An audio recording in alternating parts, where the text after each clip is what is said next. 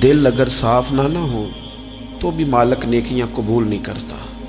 पाक होवे ते पाक ही मिलदा ही, ते बिना पाकों पाक नहीं मिलदा। ए सारे वजूद दे धोण दे नालों इक्को धोला टुकड़ा दिल दा। ये जो पाकीज़गी है ना दिल की, ये ना हो तब भी नेक अमाल उसकी बारगाह में कबूल नहीं होते।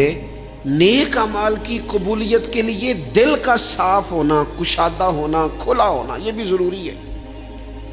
दिल में बोझ हो, अदावत हो, असद हो, लोगों के लिए कीना भरा हुआ हो और अमाल कबूल हो जाए ना। उस करीम के कुछ फैसले हैं, वो अमाल की कबूलियत के आदाब बताता है। वो कहते हैं मेरी मर्जी से करोगे तो मैं कबूल करूंगा। हदीस पाक आपको सही मुस्लिम में मिलेगी। नबी पाक सल्लल्लाहु ताला अलैहि वसल्लम फरमाते, सोमवार और जुमेरात वाले दिन लोगों के आमाल अल्लाह की बारगाह में पेश किए जाते हैं। दो मुसलमानों के, दो भाइयों के आमाल रब की बारगाह में पेश किए जाते हैं। आमाल हैं, नेक अमाल है, नेकी है, नमाज है, रोजा है, हज है, ज़कात है, सदकात है। वो नेक अमाल अल्लाह की बारगाह में जुमेरात और पीर को पेश किए जाते हैं। रब करीम फरमाते ठहर जो जरा, इनके अमाल को रोक दो।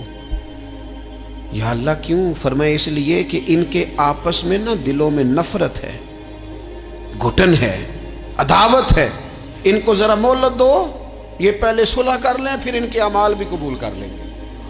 कि ना अदावतें पाली हुई हैं, अपने दिलों के अंदर घुटन पैदा की हुई। इख्तलाफ कहाँ नहीं होता, लेकिन नफरतें पैदा कर लेना। क्या जुर्म किया है भाई ने, कौन सा कुफ्र कर बैठे हैं रिश्तेदार, कौन सी ऐसी बात निकल गई है जो जिंदगी के नाते तोड़ के बैठ गए हम। रब कहता है नहीं कबूल होंगे अभी इसके अमाल, रोक दो जब तक ये आपस में सुलह न कर ले।